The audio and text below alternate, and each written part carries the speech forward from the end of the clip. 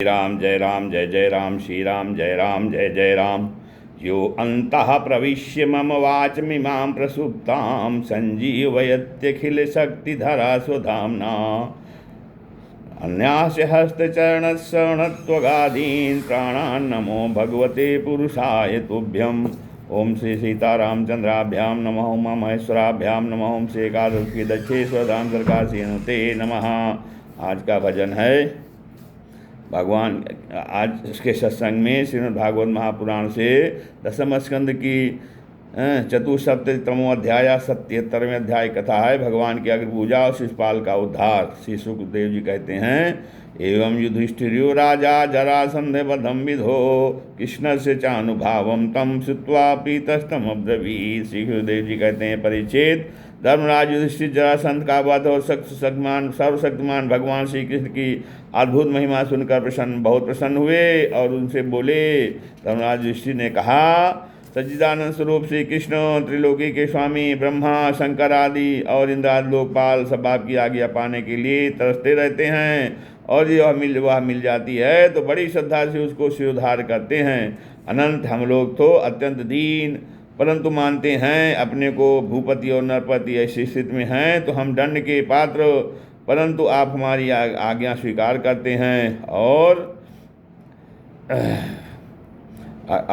उसका पालन करते हैं। सर्वशक्तिमान कमलनयन भगवान के लिए यह मनुष्य लीला का अभिनय मात्र है। जैसे उदय अथवा अस्त के कारण सूर्य के तेज में घटती या बढ़ती नहीं होती, वैसे किसी भी प्रकार के कर्मों से ना तो आपका उल्लास होता है और ना तो राशि, क्योंकि आप सजाति विजाति और स्वगत भेद से रही स्वयं परब्रह्म परमात्मा हैं। किसी से पराजित न होने वाले माधव, या मैं हूँ और यह मेरा है तथा यह तू है और यह तेरा है, इस प्रकार की विकार युक्त भेद बुद्धि तो पशुओं की होती है। जो आपके अनन्य भक्त हैं उनके चित्त में ऐसे पागलपन के विचार कभी नहीं आते। उनके चित्त में फिर आप में तो होंगे ही कहाँ से। इसलिए आप जो कुछ कह रहे हैं वह लीला ही लीला है। श्री सुखदेव जी कहते हैं, परीक्षित, इस प्रकार कहकर धर्मराज युधिष्ठिर ने भगवान श्री कृष्ण की अनुमति से यज्ञ के योग्य समय आने पर यज्ञ के कर्मों में निपुण वेदवादी ब्राह्मणों को ऋत्विज आचार्य आदि के रूप में वर्ण किया। द्वैपायनो महर्द्वाजा सुमंतुर्गौतमो सीता वशिष्ठस्यवना कण्वो मैत्रेया कवखस्त्रिसृतः। तो उनके नाम ये हैं, श्री कृष्ण द्वैपायन व्यासदेव भरद्वाज सुमंतु गौतम असित वशिष्ठ च्यवन कण्व मैत्रेय कवश श्रित विश्वामित्र वामदेव सुमति जैमिनी क्रतु पैल पराशर गर्ग वैशंपायन अथर्वा कश्यप धौम्य परशुराम शुक्राचार्य आसुरी वीतहोत्र मधुच्छंदा वीरसेन और अकृतमण। इनके अतिरिक्त धर्मराज ने द्रोणाचार्य भीष्म पितामह कृपाचार्य धृतराष्ट्र और उनके दुर्योधन आदि पुत्रों और मोहम्मद विदुराज को भी बुलवाया। राजन राजसूय का दर्शन करने के लिए देश के सब राजा, उनके मंत्री तथा कर्मचारी, ब्राह्मण क्षत्रिय वैश्य सबके सब वहाँ आए। इसके बाद ऋत्विज ब्राह्मणों ने सोने के हलों से यज्ञ भूमि को जुतवा कर राजा युधिष्ठिर को शास्त्रानुसार यज्ञ की दीक्षा दी। प्राचीन काल में जैसे वरुणदेव के यज्ञ में सबके सब यज्ञपाल सोने के बने हुए थे, वैसे ही युधिष्ठिर के यज्ञ में भी थे। पांडुनंदन महाराज युधिष्ठिर के यज्ञ में निमंत्रण पाकर ब्रह्मा जी, शंकर जी, इंद्रादि लोकपाल अपने गणों के साथ सिद्ध और गंधर्व, विद्याधर, नाग, मुनि, यक्ष, राक्षस, पक्षी, किन्नर, चारण, बड़े बड़े राजा और रानियाँ ये सभी उपस्थित हुए। सबने बिना किसी प्रकार कौतूहल के यह बात मान ली कि राजसूय यज्ञ करना युधिष्ठिर के योग्य ही है, क्योंकि भगवान श्री कृष्ण के भक्त के लिए ऐसा करना कोई बहुत बड़ी बात नहीं है। उस समय देवताओं के समान तेजस्वी याजकों ने धर्मराज युधिष्ठिर से विधिपूर्वक राजसूय यज्ञ कराया, ठीक वैसे ही जैसे पूर्व काल में देवताओं ने वरुण से करवाया था। तो शीतल सोमलता से रस निकालने के लिए दिन महाराज युधिष्ठिर ने अपने परम भाग्यवान याजकों और यज्ञ कर्म को भूल चूक का निरीक्षण करने वाले सदस्यपतियों का बड़ी सावधानी से विधिपूर्वक पूजन किया। अब सभासद लोग इस विषय पर विचार करने लगे कि सदस्यों में सबसे पहले किसकी पूजा होनी चाहिए। जितनी मति उतने मत, इसलिए सर्वसम्मत से कोई निर्णय नहीं हो सका। इसी स्थिति में सहदेव ने कहा, यदि शिरोमणि भक्तवत्सल भगवान श्री कृष्ण सदस्यों में सर्वश्रेष्ठ और अग्र पूजा के पात्र हैं, क्योंकि यही समस्त देवताओं के रूप में हैं और देश काल धन आदि जितनी भी वस्तुएं हैं उन सब के रूप में भी वे ही हैं। यह सारा विश्व श्री कृष्ण का ही रूप है। समस्त यज्ञ भी श्री कृष्ण स्वरूप ही हैं। भगवान श्री कृष्ण ही अग्नि, आहुति और मंत्रों के रूप में हैं। ज्ञान मार्ग और कर्म मार्ग ये दोनों भी श्री कृष्ण के प्राप्ति के ही हेतु हैं। समास 2। मैं कहाँ तक वर्णन करूँ। भगवान श्री कृष्ण वह एक रस अद्वितीय ब्रह्म है, जिसमें सजाति विजाति स्वगत भेद नाम मात्र का भी नहीं है। यह संपूर्ण जगत उन्हीं का स्वरूप है। वे अपने आप में ही स्थित और जन्म, अस्तित्व, वृद्धि आदि 6 भावी कारण से रहित हैं। वे अपने आत्मस्वरूप संकल्प से ही जगत की सृष्टि, पालन और संहार करते हैं। सारा जगत श्री कृष्ण के ही अनुग्रह से अनेकों प्रकार के कर्म का अनुष्ठान करता हुआ धर्म, अर्थ, काम और मोक्ष रूप पुरुषार्थों का संपादन करता है।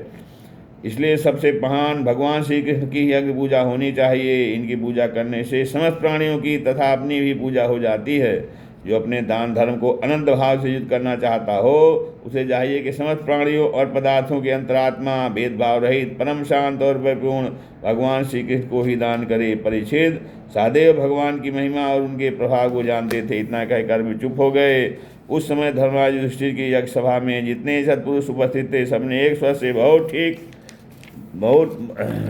स्वर से सबने बहुत ठीक कहकर का सहदेव की बात का समर्थन किया। धर्मराज युधिष्ठिर ने ब्राह्मणों की आज्ञा सुनकर तथा सभासदों का अभिप्राय जानकर बड़े आनंद से प्रेमोद्रेक से विवल होकर भगवान श्री कृष्ण की पूजा की। अपनी पत्नी, भाई, मंत्री और कुटुंबियों के साथ धर्मराज युधिष्ठिर ने बड़े प्रेम और आनंद से भगवान के पांव पखारे तथा उनके चरण कमलों का लोक पावन जल अपने सिर पर धारण किया। उन्होंने भगवान को पीले पीले रेशमी वस्त्र और बहुमूल्य आभूषण समर्पित किए। उस समय उनके नेत्र प्रेम और आनंद के आंसुओं से इस प्रकार भर गए कि वे भगवान को भली भांति देख भी नहीं सकते थे। यज्ञ सभा में उपस्थित सभी लोग भगवान श्री कृष्ण को इस प्रकार पूजित सत्कृत देखकर हाथ जोड़े हुए नमो नमः, जय जय इस प्रकार के नारे लगा रहे, उन्हें नमस्कार करने लगे।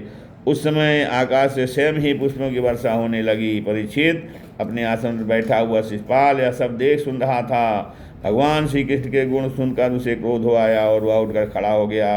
वह भरी सभा में हाथ उठाकर बड़ी असहिष्णुता की निर्भयता के साथ भगवान को सुना सुना कर अत्यंत कठोर बातें करने लगा। सभासदों, श्रुतियों का यह कहना सर्वथा सत्य है कि काल ही ईश्वर है। लाख चेष्टा करने पर भी वह अपना काम करा ही लेता है।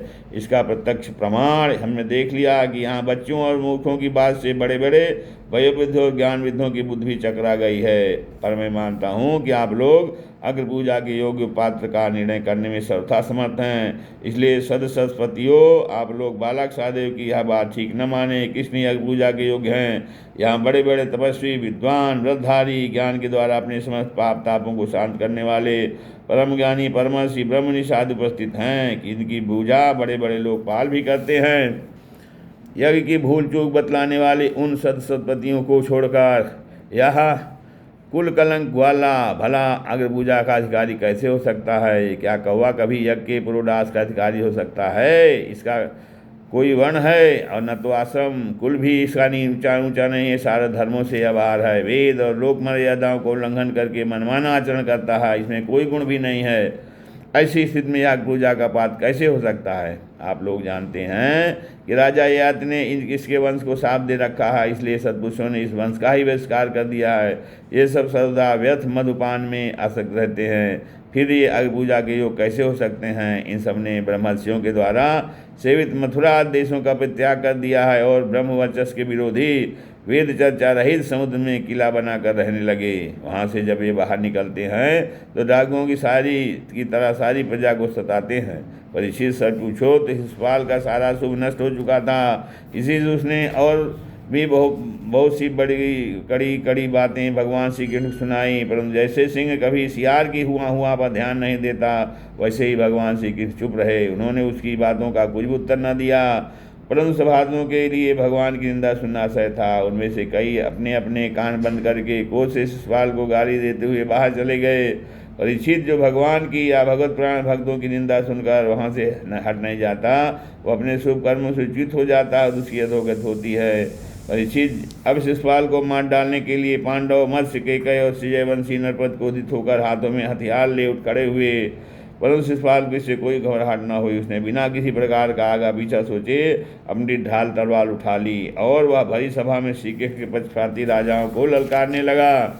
उन लोगों को लड़ते झगड़ते देख भगवान श्री कृष्ण उठ खड़े हुए। उन्होंने अपने पक्षपाती राजाओं को शांत किया और स्वयं क्रोध करके अपने ऊपर झपटते हुए शिशुपाल का सिर छुरे के समान तीखी धार वाले चक्र से काट लिया। शिशुपाल के मारे जाने पर वहाँ बड़ा कोलाहल मच गया। उसके अनुयायी नरपति अपने अपने प्राण बचाने के लिए वहाँ से भाग खड़े हुए। जैसे आक्रमण से आकाश से गिरा हुआ लोक धरती में समा जाता है, वैसे ही सब प्राणियों के देखते देखते शिशुपाल के शरीर से एक ज्योति निकलकर भगवान श्री कृष्ण के शरीर में भगवान श्री कृष्ण में समा गई।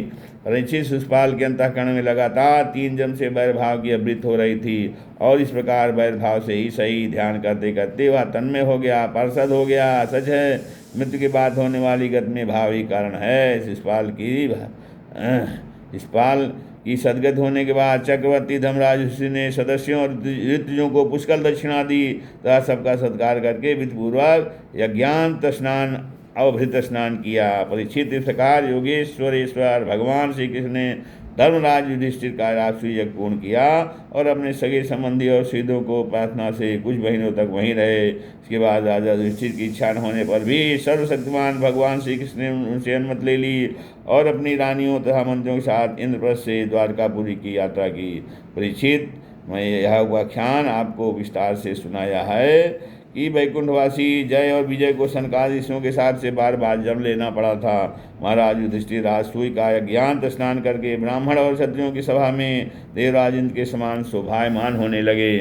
राजा युधिष्ठिर ने देवता, मनुष्य, आकाशचारियों का यथा योग्य सत्कार किया तथा वे भगवान श्री कृष्ण एवं राजसूय यज्ञ की प्रशंसा करते हुए बड़े आनंद से अपने अपने लोक को चले गए। परीक्षित, सब तो सुखी हुए, परंतु दुर्योधन से पांडवों की यह उज्ज्वल राजलक्ष्मी का उत्कर्ष न हुआ, क्योंकि वह स्वभाव से ही पापी, कलह प्रेमी और कुल का नाश करने के लिए एक महान रोग था। परीक्षित, जो पुरुष भगवान श्री कृष्ण की इस लीला का शिशुपाल वध, जरासंधवाद, बंदी नेता, बंदी राजाओं की मुक्ति और यज्ञानुष्ठान का कीर्तन करेगा, वह समस्त पापों से छूट जाएगा। इस श्रीमद्भागवते महापुराणे परमहंस्यां संहितायां 10वें स्कंधे उत्तरार्धे शिशुपाल वधो नाम 4सप्ततितमो अध्यायः। श्रीराम जय राम जय जय राम। श्री